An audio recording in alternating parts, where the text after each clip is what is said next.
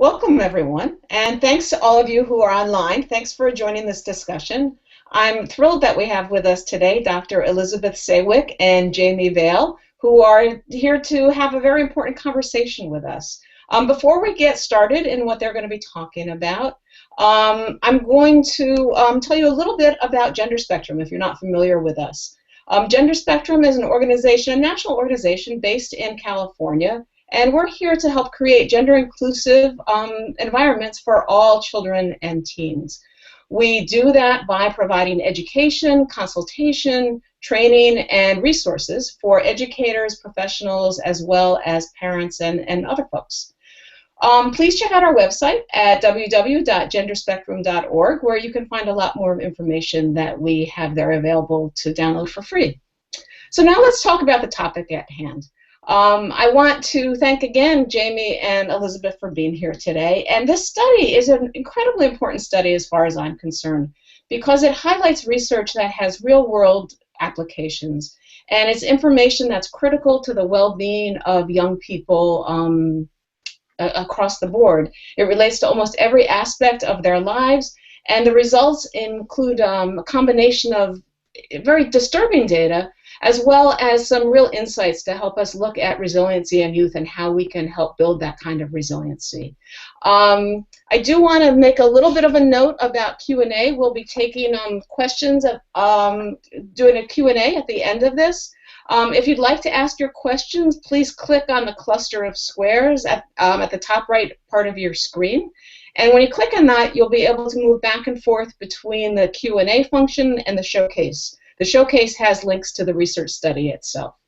So I'm going to get myself off screen here a little bit because I want to be able to show some of the slides that as Jaimie and Elizabeth talk about their study. They're gonna start out by talking a little bit about why they chose that study. And again, thanks for being here with us today. Give me 1 second and I will get this in motion. Great, thanks, Kim. Hello, everyone. I'm Dr. Elizabeth Saewyc, and this is my colleague, Dr. Jaimie Veale, and we are sort of the team lead for a cast of dozens, really, who participated in the first national Canadian Trans Youth Health Survey research. Always have to say, it was funded by the Canadian Institutes of Health Research, and thanks to them for that funding.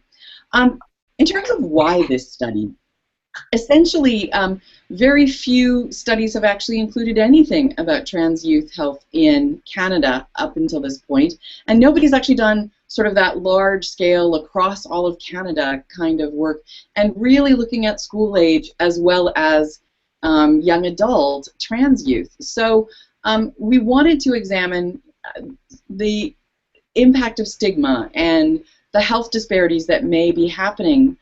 It's also an issue that with what is potentially a fairly small part of the population, the large-scale school-based surveys where most adolescent health is sort of measured, they may not be captured very well because those are just samples of youth. And so, so it became really important for us to ensure that we were capturing the lived experience of trans youth across Canada.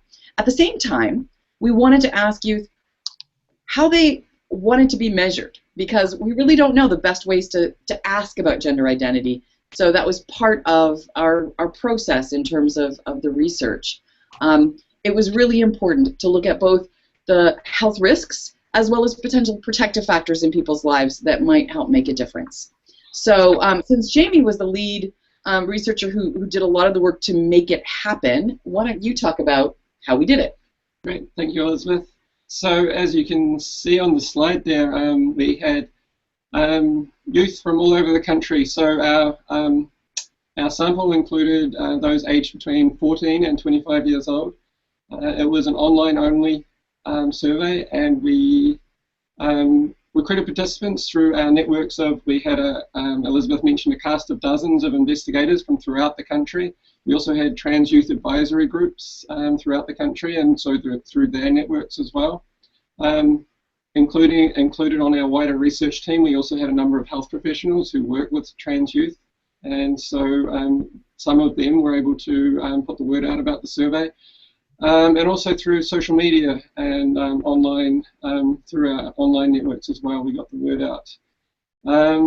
So yes, we had 923 youth, as you can see on the slide there, from across the country, and similar population levels to what we do have here in Canada. So for example, Ontario, where most people live, was the biggest province that we had represented. Yeah, then PEI, which is the tiniest one, had the smallest number, but we were thrilled that we actually had youth from Prince Edward Island. So yeah, it went really well in that respect.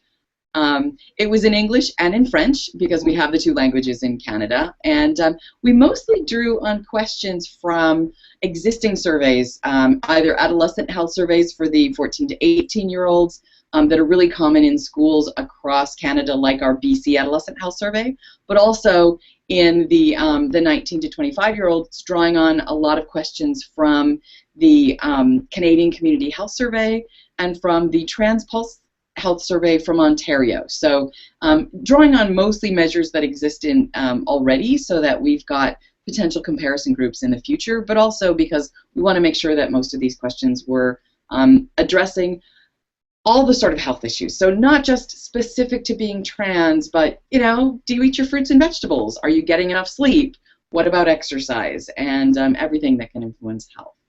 So that's a bit about the survey. Thanks so much. The language around gender, as we know, is constantly evolving, and I'm wondering if you could tell us a little bit about how that was reflected in the responses you got on your survey. What did you learn in that process? Well, I would say the language that that we used, you know, we asked about gender identity in a bunch of different ways, and I think we have a slide next to that you can just click to, Kim. We specifically, in addition to asking about the options, you know, different ways of asking, we also asked for each one, how did you like that question? And how well did those response options fit you? And then, you know, left an open-ended box so that people could put in additional comments. And we actually got a lot of comments. Young people have a lot of ideas about how we should be asking this question. And so for trans youth in the survey, I think our conclusion has been up to this point, gender identity is really complex, and people have a variety of experiences and understanding that's emerging in adolescence in terms of what's the right way to ask about, but also how they understand it. And you mentioned, Kim, about the language evolving, and so we did see, for example, nearly 1 in 3 chose genderqueer, and quite a few choosing what might be considered more I guess recent terms like gender fluid, gender creative, and then some with the write-in boxes that we hadn't heard of before. But it's also important to note that we did have a notable proportion of our sample who reported being what we might call, I guess, the more traditional labels that they thought represented themselves as well. And I think some of the complexity was that what we saw in the open-ended comments was that you would see in say one place, someone would say, well, you really should use the word transgender because this is what it means, and therefore you should use that, and you shouldn't use transsexual. And then in a different region, someone would say the exact same thing about the reverse item. So they would say, well, transsexual means this, and that's what you should use, not transgender, but using the same definition of gender identity. And other people had different perspectives, and there were some youth who had perspectives like, I'm choosing boy or man as my label. I don't like adding sort of trans or anything related to trans masculine because this has always been my gender identity. My body doesn't match that, but this has always been my gender identity. Or others, I've already transitioned, and so this is my identity. So that's what I would answer on a survey. So it was, you know, really quite a variety. And I would say that the young people would prefer more options than fewer, and that can get really fascinatingly complicated. I really liked the fact that we ended up with about 41% of the youth who actually picked something that was outside the binary, whether that was genderqueer or non-binary, abinary, gender fluid, gender creative, and didn't identify also a transmasculine or transfeminine identity. So yeah, I think our conclusion up to this point is it's complicated, and there really isn't one easy question to ask that will be relevant and understood by all young people in this sort of age group. And that is one thing we were interested in as part of the survey, because one part of it, if we're going to be looking at population-based surveys, like Elizabeth mentioned, the BC Adolescent Health Survey here in British Columbia, what questions we're wanting to put questions on about gender identity, and it's not just what works for the cisgender people, but also what questions do the trans youth like as well. So that's what we were interested in, but as you can see, it is something we're still working through. It's very complex. Thanks for sharing that. You know, at Gender Spectrum, we sometimes talk about gender being personalized, that youth in particular are personalizing their gender, and I don't know if that resonates for you in terms of what you saw in your study and those responses. I think so. I mean, adolescence is really the sort of key developmental time when identity is your primary task, if you will. Mm-hmm. Who am I, and who do I fit with, and who do I belong with, and how do I see myself, and how do others see me, is a really, you know, occupies a lot of our intellectual effort as we're hitting puberty, and then through puberty, and the going through school and identifying, do I want to be this kind of a political person? Do I want to have this kind of a social group?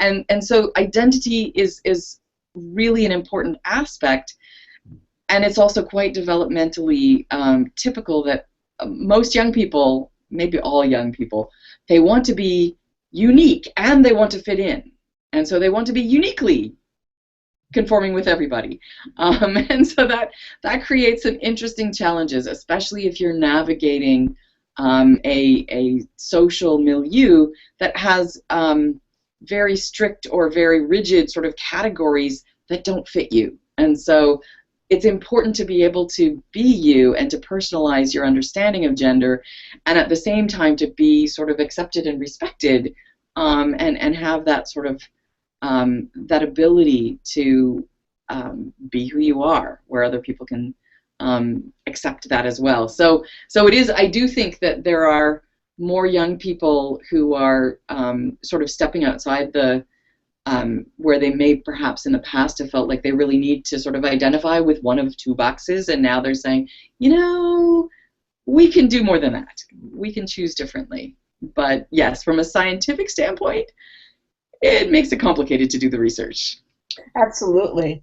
And just to add to that, the only thing I would say as well, while it is individual, that makes me think about the importance of communities, and to be able to connect with other people who are like us as well. So while there is, obviously, everybody's journey is individual, social supports and communities are something that's very important. Absolutely. Definitely, and that's something that I think, when, you know, in looking at your research and at the key findings, that is one of the things that came across, is that importance of support and connection to communities. And I'm wondering if you can talk a little bit more about what some of your other key findings were. Right, there were a number, so we did put in a couple slides for you to show. Some of the things that were really, you know, we looked at such a variety of things, whether that was exposure to violence and risk factors, health behaviors that might create health challenges, as well as positive experiences and positive. So it really is such a huge survey. It's the report of just the highlights is, what, 75 pages? Mm-hmm. So and there is a link, I think, on the webinar, so that you can actually go and see all the detail that we're not being able to talk about in this brief webinar. But there were a lot of things that raised some important concerns. And so, Jaimie, if you want to start with the the first ones on this slide, and we'll just keep going through them. Sure, yeah. So sadly, there were very high rates of people reporting things related to stigma, discrimination, experiencing, unfortunately, violence, and across the range, physical, sexual harassment, and cyberbullying, and also in terms of the health, looking at the health of trans youth, the things that we highlighted that we saw were the most concerning were around the mental health of trans youth. So we had, especially with suicide and self-harm, so we had 1 in 3 had reported attempting suicide, and 2 in 3 had reported seriously considering suicide, and a similar number reported that they had self-harmed in the past year. And also another thing that we really wanted to focus on was the healthcare, access to healthcare, or more importantly, the barriers that trans youth are facing to accessing healthcare. And unfortunately, we had up to a half of the trans youth, that this was more so in the 19 to 25-year-olds, the older age group, reporting that they were missing healthcare that they needed. And unfortunately, the majority of the trans youth in our sample not reporting that they're feeling comfortable talking to their doctors about trans issues here in Canada. Yeah, in fact, that was one of the things that although a number of youth I actually said that they had a family doctor, I would say about 40% or more actually didn't have a family doctor and just went and used walk-in clinics, which are in Canada sort of the retail outlets where you don't have a regular doctor, but you can go kind of like urgent care, but you can go for non-urgent kinds of concerns as well. But among youth, only 15% of them said that they felt comfortable talking with their doctors about trans issues, and only about 4%, I think it was even a smaller number, felt comfortable talking with walk-in clinic doctors about their health. And the importance of that is, if you're missing out on your needed health care, if you don't feel comfortable actually being able to talk about the health issues that are affecting you, then that creates a challenge where you wait and wait and wait, and then suddenly you're having to be in the emergency room. So that was a concern for us. Now, there were also some positive things. So Kim, if you want to flip to the next slide. Protective factors are really an important thing to think about. And we actually looked at, although there were really concerning rates of things like suicide attempts and self-harm, we also know that if 1 in 3 have attempted suicide, that means 2 in 3 haven't. So what is going on in their lives that actually makes a difference in reducing sort of the likelihood of some of those health compromising behaviors and the concerns?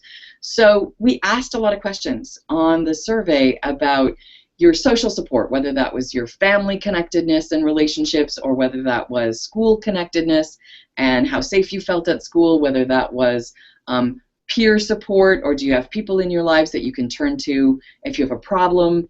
And so a variety of those kinds of things, including some that are really specific to trans youth, like whether or not you live in your felt gender. It was a bit of a surprise for us that 83% of the young people actually reported living in their felt gender at least part of the time. I didn't expect it to be that high. I really had thought that it might be smaller than that. It was about half, I think, who actually said that they live in their gender full-time. And that was one of those really important issues as we were looking at sort of protective factors in young people's lives that help reduce the odds of some of these negative health consequences.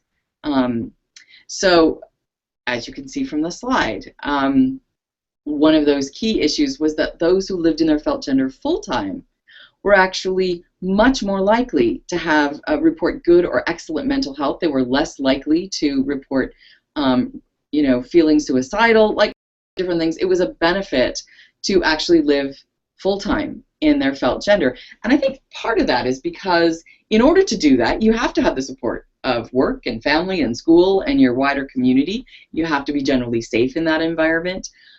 So it really does speak to that social support that Jaimie's already mentioned. Family, of course, is the other piece that we saw, that young people who had strong family support actually were far less likely to have self-harmed in the past 12 months. And they reported better mental health, and they reported better physical health, just a variety of things that we see in the general population. You know, family connectedness is important for all adolescents. And thankfully, we also saw that with trans youth in this survey, that those who had really high levels of family connectedness did better. So yeah, just to summarize what Elizabeth was saying, so although we found some, I guess, quite disturbing things around high levels of reporting discrimination and reporting violence and other negative things, and also reporting high levels of things like mental health difficulties and barriers to accessing healthcare. On the other hand, we do see some positive things which I guess are make us feel more optimistic about possibilities for the future when things can improve with more acceptance and understanding for trans youth, particularly in terms of, as Elizabeth mentioned, families being more supportive, schools becoming potentially more supportive, and healthcare professionals as well. Thank you, and I'm glad you mentioned schools. You know, a lot of Gender Spectrum's work is with schools, and I was wondering if you also found a connectedness to school as a protective factor for young people. Definitely. I think the key pieces there were, we asked about a couple different things related to schools. So one was how safe you feel in school, and the way that question is asked was how safe do you feel in a variety of different places in the school. So let me see if I can remember all of them. The library, cafeteria, the classroom, the washroom, the change room, outside on the school grounds. Did I forget any? I think that's all of them. Yeah. So kids obviously felt safe, somewhat safer in different places, but also kids who felt safe in most of the places. So the more places in the school that you felt safe and that you felt more safe, you obviously did better. And likewise, kids who felt more connected, that their teachers cared about them, that they felt like they belonged at school, that they were a part of their school, and they liked being there, also ended up with better health outcomes and reporting better support and better mental health. It probably won't be surprising to many that for trans youth in particular, washrooms, change rooms were the places that they just a high proportion of them just didn't report feeling safe at all. Libraries, they felt the safest in. So that was one of those kind of unexpected findings. The library is the safest. That's interesting. Now I'm going to take the slides down right now because I believe that's your last slide. And just bear with me for a second. Oh, that's strange. I'm a little bit of a neophyte here on this. And okay. Here we are. There we go. Okay, great. Elizabeth, you mentioned that I think you said about 40% of the youth in this survey in some way identified as non-binary. And there's not that much research out there about non-binary youth, and I'm wondering if you could share some of your findings about non-binary youth. Certainly. So we actually did a sort of further analysis of that in preparation for the World Professional Association of Transgender Health Conference, which we're hoping to present at in Amsterdam in June. And so some of the things we found, well, the first one was we looked at demographic differences to see who are these non-binary kids? Do they identify? Do they come from different groups? And essentially, the answer is no.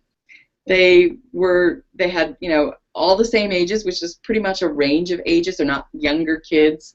They came from all across Canada. They were just as likely to be different ethnic groups, and even the differences in terms of rural and urban. We didn't see any demographic differences in terms of who the non-binary kids were compared to the transmasculine or transfeminine identities.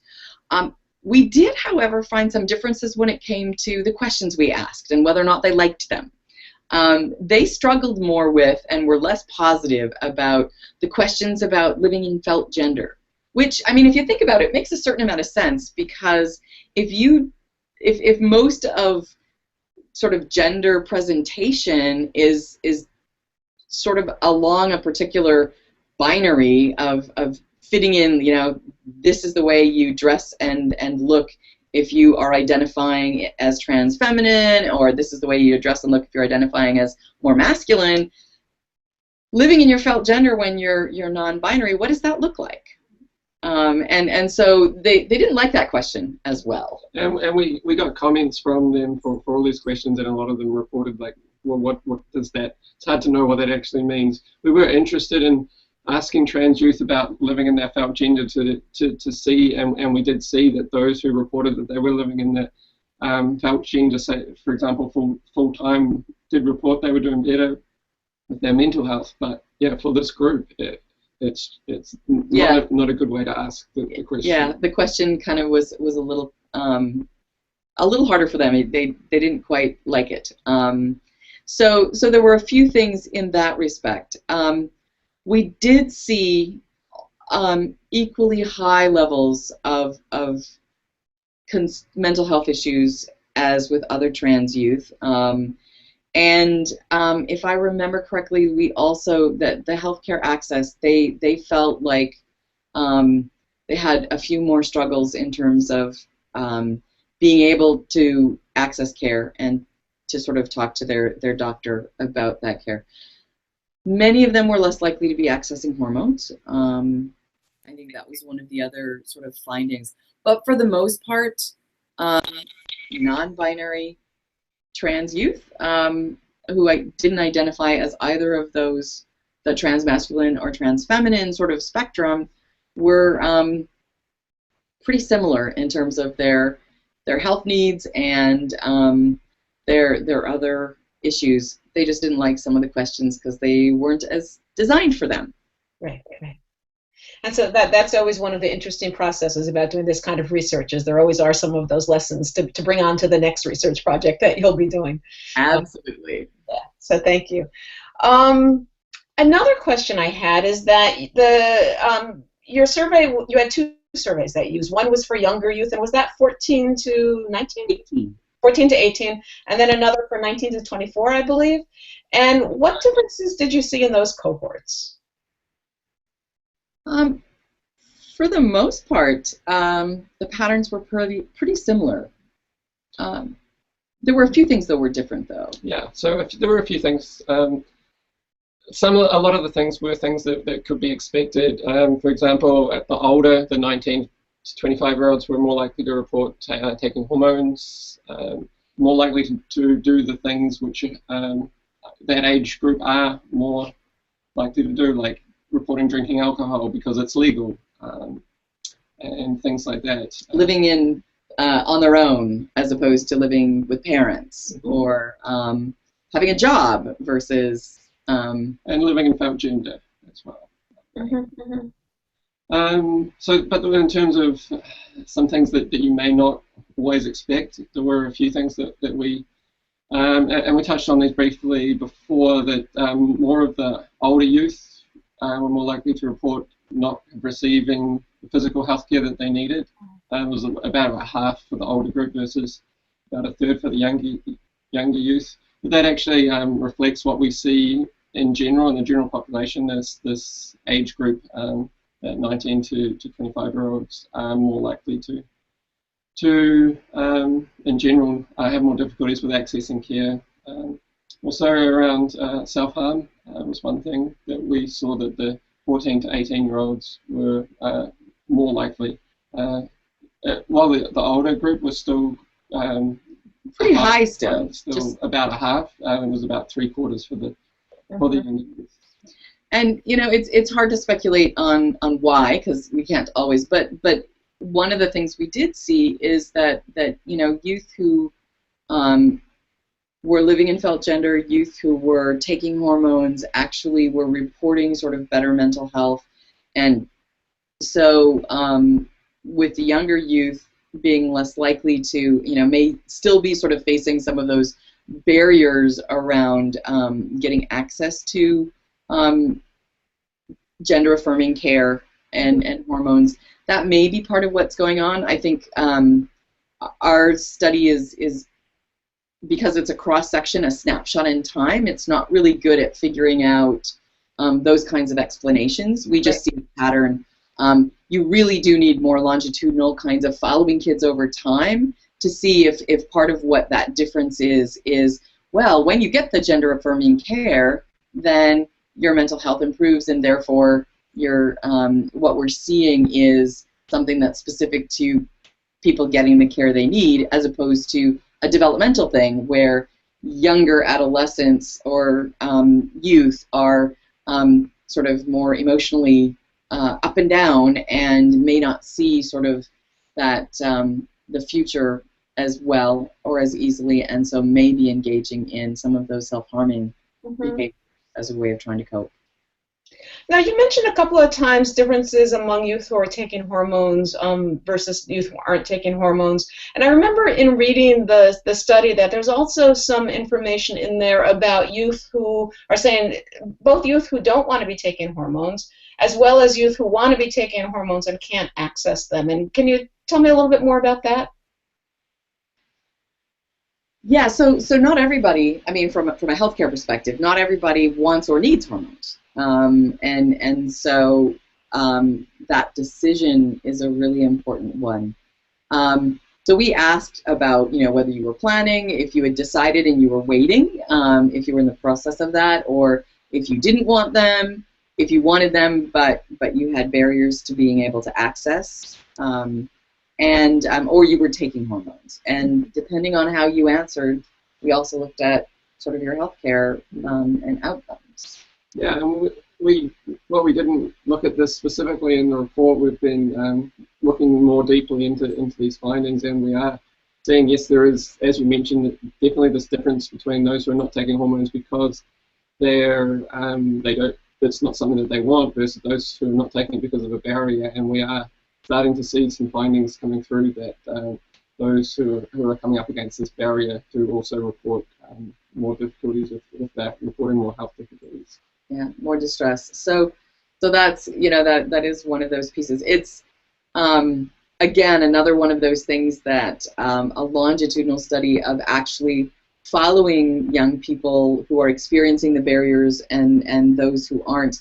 Because I think a lot of times healthcare providers have this sort of perception of, well, I'm worried about what the outcomes might be if I do this, so I just do nothing, without recognizing that doing nothing is still doing something, that it may not be harmless, that doing nothing may also have consequences. Absolutely.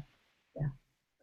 So I started out in my introduction saying that one of the things that I really like about your research is that it has very practical applications. And I'd like to move to that a little bit and ask you, if there's an educator listening to this right now, what are one or two key things that you want them to know that you learned from this research? Okay, so for educators, one thing we found in our study in Canada is that a lot of trans youth do not feel safe at school, and what we know in the US, that it's no different there as well, and other countries too. And especially, as we touched on before, in places like gender segregated areas, washrooms, change rooms. So we also know from all the studies of other youth and other groups who face stigma and other difficulties, is that you need to be able to feel safe in your school for school to be appropriate. You're not going to be able to learn, and your health is going to be negatively affected because of this. So schools need to become more safer and more welcoming for trans youth. So one thing that we've been seeing, there's been a lot of debate around here in Canada at the moment, is things like gender-inclusive school policies, strategies that that do work to make things more safer for trans youth. Trainings are another thing that for teachers and staff are another things on being competent with around trans issues, and of course gender-neutral spaces, washroom and change rooms are another way that this can help for trans youth to feel safe. And I think beyond feeling safe, because that's critical. I mean, as Jaimie said, if you don't feel safe in school, you can't learn. But also it's feeling connected to school, feeling cared about by your teachers and by the other staff, feeling like you matter, like you belong. And so I think I would say, if it comes to school and educators, push them to be just a little bit more than safe. Actually encourage them to be caring and to reach out to and to really work to let trans youth know that they belong in that school, and we're happy to see them, and we care about all the students in our school. And that, I think that these, to the extent that schools actually do create an environment where every young person can feel connected to school, that does really make a difference in both their ability to learn and do well in school, but also their long-term health.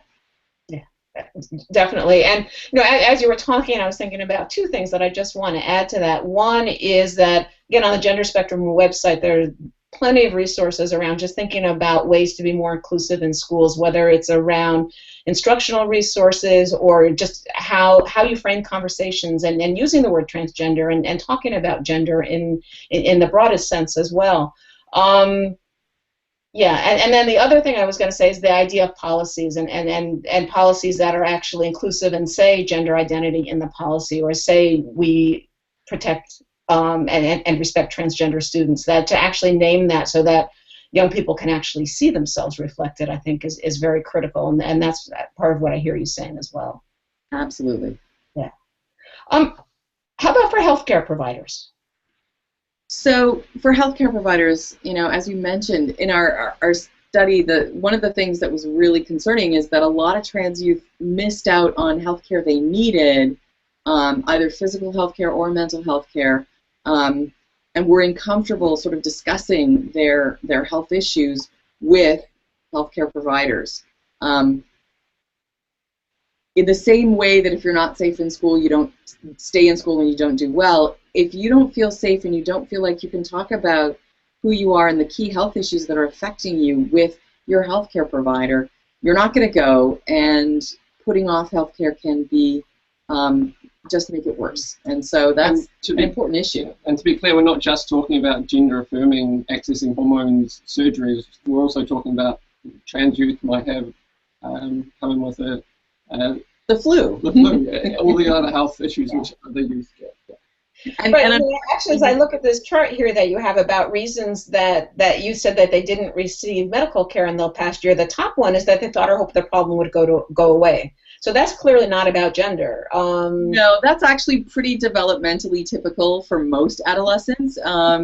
Regardless of orientation or gender identity, we find that that's like the #1 reason that most teenagers say they don't get the care they need, is because they just hope that it would go away on its own.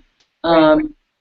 But some of the other reasons that are given are because of being afraid of what will happen in that. Right. And that's the second one, that being afraid of what the doctor would do, or not wanting to parents know. So again, those are clearly related to gender. And those are really important in terms of making sure that healthcare providers are actually appropriately gender affirming and respectful and know how to use the right language. And also, I think it becomes important to recognize that young people with common health concerns who happen to also be trans are still young people with common health concerns. And so we have heard anecdotally about clinicians who will say, oh, I can't see you because I'm not an expert in transgender care, and they're like, I've got a sprained arm, my wrist is like, it's not a trans wrist, it's a wrist. Right. You can still do something about that. So I think that's that's an important aspect, that healthcare providers need more training in just understanding how to be safe and affirming and appropriate, and to remind them that for the most part, regardless of gender identity, regardless of body, most of the physiology works the same on all humans, and you get the flu, you need the same kind of treatment. Right. And I'm thinking about that piece also, though, of young people just being afraid of how a doctor is going to respond. And I think about the importance of visibility. So I'm looking here. I see the spine of the book, Trans Bodies, Trans Selves, in front of me. That nice big spine that could be seen as somebody comes into the office, to have some things around that just signal, oh, you're a person who knows that transgender people exist, that is willing to have these conversations and is open. When there are more healthcare providers who are trans as well. Right, absolutely. Yeah, thank you. Anything else that you want to add before we move to some questions? Well, we've talked about sort of our key recommendations for educators and healthcare providers, but I think a really important group to also talk about are families. Mm. And where young people spend most of their growing up time is in families, and family is sort of one of those fundamental, important resources in our lives. Sometimes people will say, family is when you have to go there, they have to take you in. These are the people that you have sort of these ongoing relationships with, or you hope to. And we know developmentally that during adolescence and young adulthood, family relationships are even more important. They just continue to be an important thing. And so it's important for families to remember that their young person really needs their support and love and care. And we found in our research just so clearly that young people who felt supported by their family, who felt like their family really understood them and cared about them, who really could turn to family members when they were having problems, really did much better. And if you think about it, if school's not a safe place, if your healthcare provider seems clueless, if the community doesn't seem to be very welcoming, family is that really important place to actually be understood and loved. And so if family's not safe, where do you turn to? And this really speaks to the importance of programs that are out there that support that are out there to support families to be able to support their trans youth in turn. Yeah. And I think that that also makes me think about, a family member doesn't need to have a PhD in gender to be supportive. That has been willing to go through the process and affirming young people that they're okay how they are, and that they can learn together. That's okay too. Right. Absolutely. And I think that with the best intentions in the world, a lot of parents, they really love their kids, but they're trying to understand some of this and don't always respond in ways they think they're being supportive, but don't always recognize that support may not be read that way by their young person. Yeah. And being able to, for families of trans youth to be able to, if they need to, network with each other and support each other, I think that's really good. We found in our study, in addition to all of the research asking about families and being part of it, some of the open-ended comments from the young people about families were both fabulous and painful, depending on sort of what those experiences were. Young people talked about actually family being a major gatekeeper to their access to healthcare. And so, that being an important issue, or talking about their family being really rejecting and that being very troubling. But also young people who talked about, my family has been super supportive of me and I haven't had very many difficulties. Or they talk about, things haven't been great at school, but my family's behind me. So that's been really great to see. We also, I think, in terms of thinking about how we support families, a lot of times in healthcare or schools, we have a tendency to focus on the young person and either because the parents aren't around, because they don't go to school, or because we just are sort of focused on the young people, or maybe we have our own issues with our own parents that we don't always remember to bring them in to and really encourage that support of that young person and help them figure out what are the best ways to share their concern and their love in ways that help the young person really feel supported.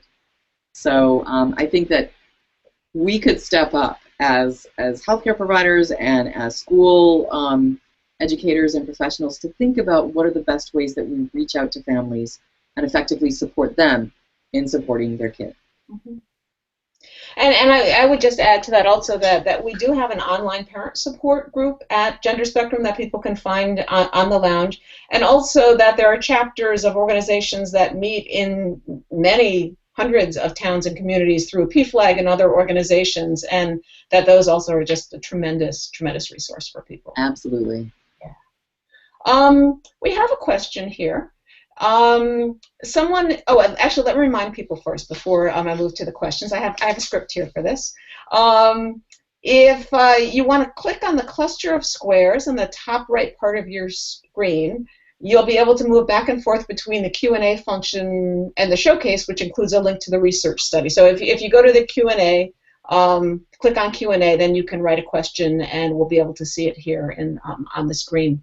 So the first question here is, this research is amazing and very thought-provoking. Thank you for doing this. I realize this is a complex question, but what policy recommendations would you make as a result of doing this research?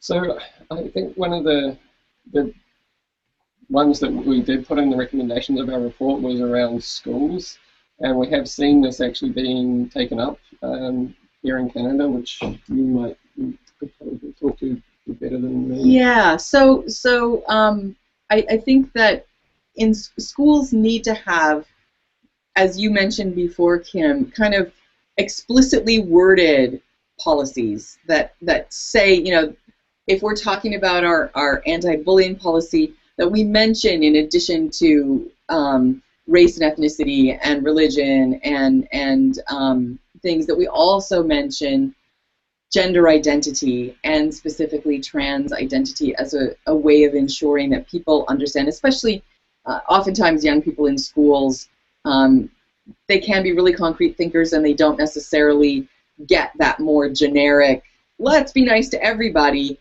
Sometimes they need very specifically, no, we don't use those words. No, that's not okay.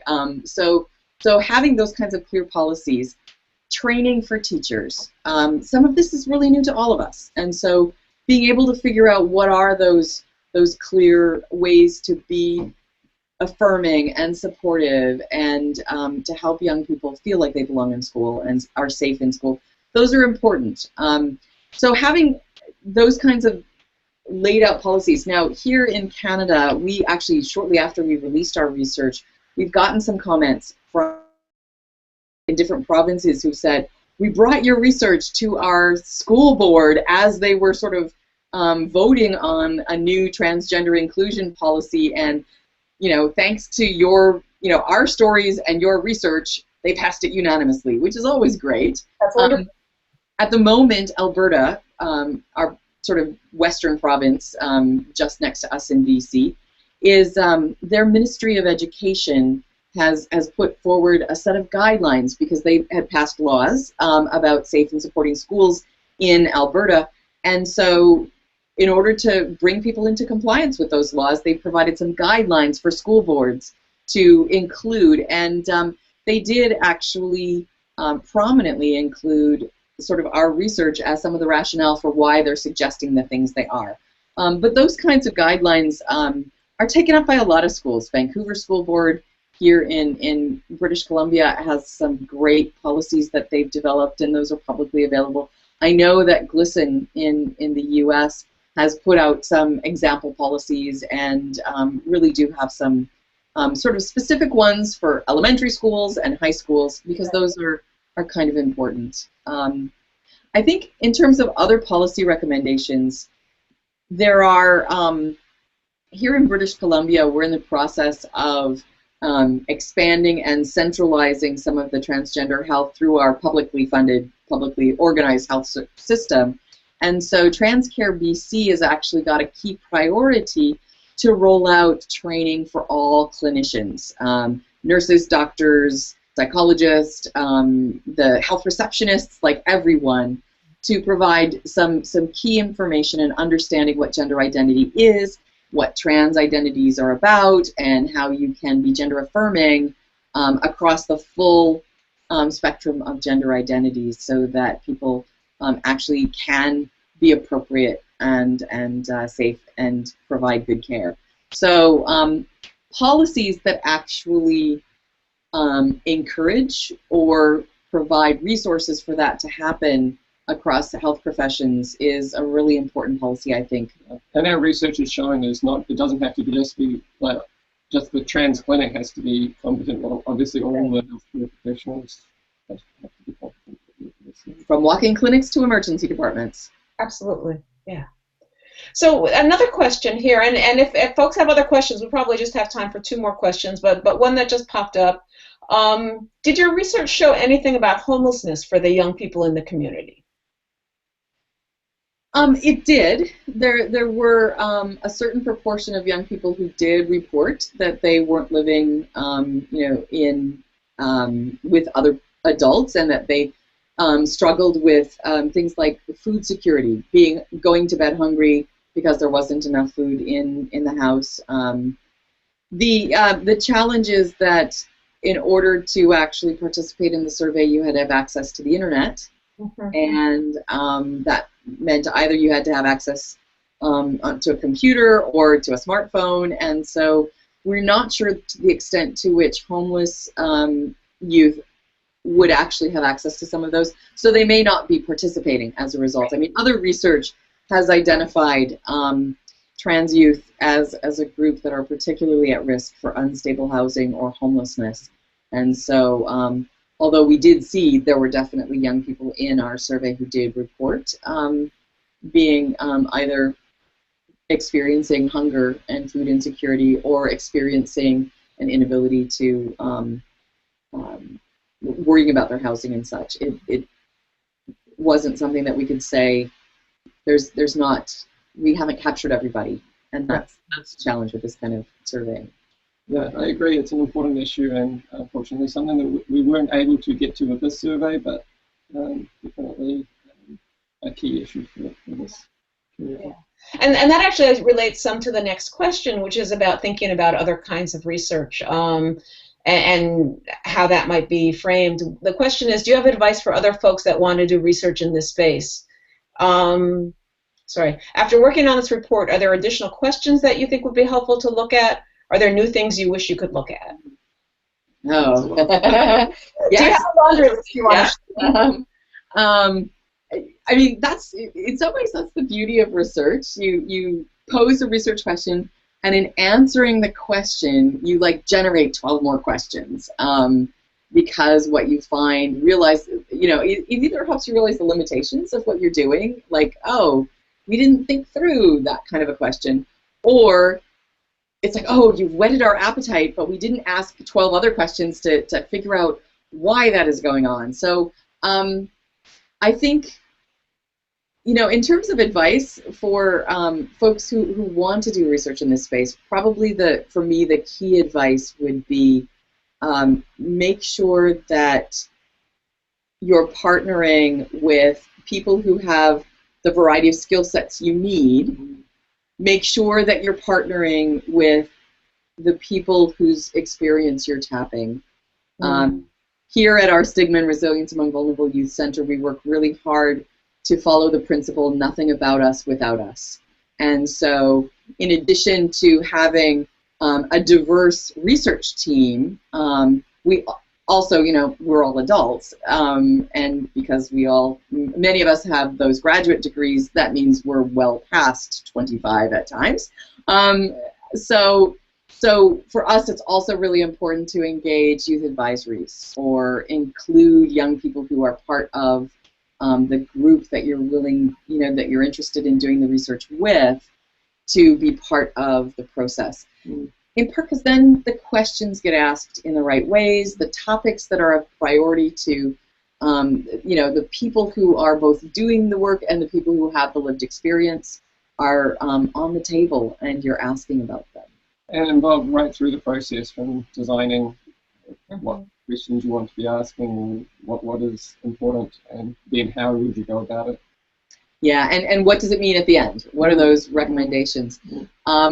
I think the other thing in terms of, for us, what the additional questions that we think that I think we need to be looking at.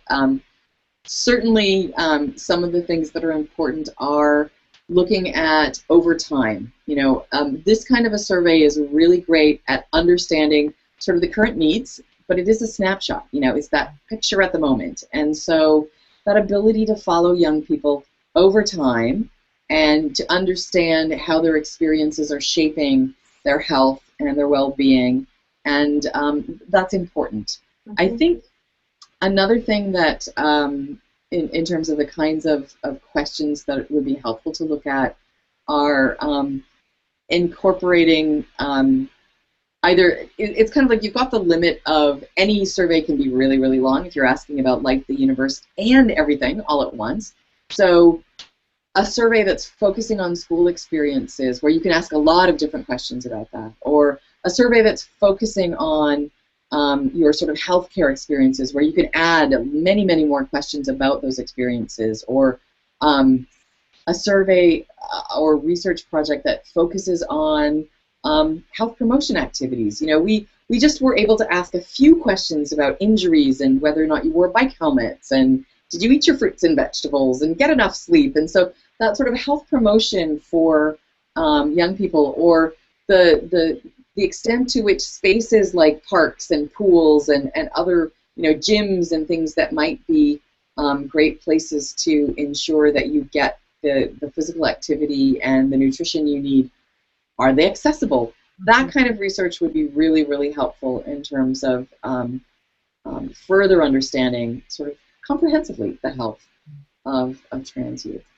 Yeah, and just to add on to that, I think it would be important to look at, and this kind of touched on what we were talking about with homelessness, like what are some of the more vulnerable groups within the larger community, and what are their needs, and what are the issues that those groups are facing. And part of that is being able to tap into more representative samples, or perhaps samples that are focused on particular more vulnerable groups as well. I think that's important, and we'd like to do some of that work with our data, but yeah, there also could definitely be scope for more research which looks at, for example, things like homelessness and incarceration, or things like that, those groups.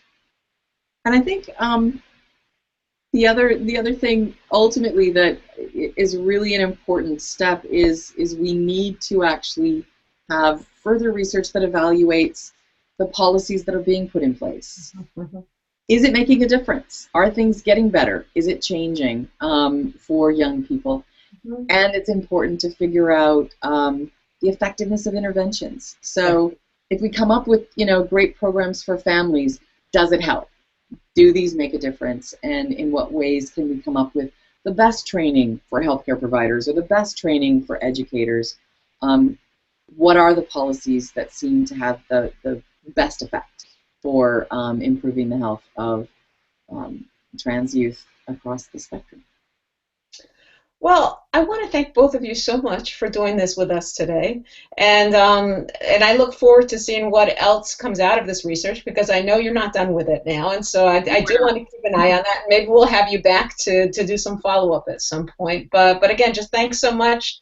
Thanks to everyone who joined with us today, and this will be archived on our website, and I think on your website as well. Is that correct? At your center. Okay. So thanks very much, Kim, for the opportunity to have us on to share our data findings. Great. Thank you. Bye-bye. Bye.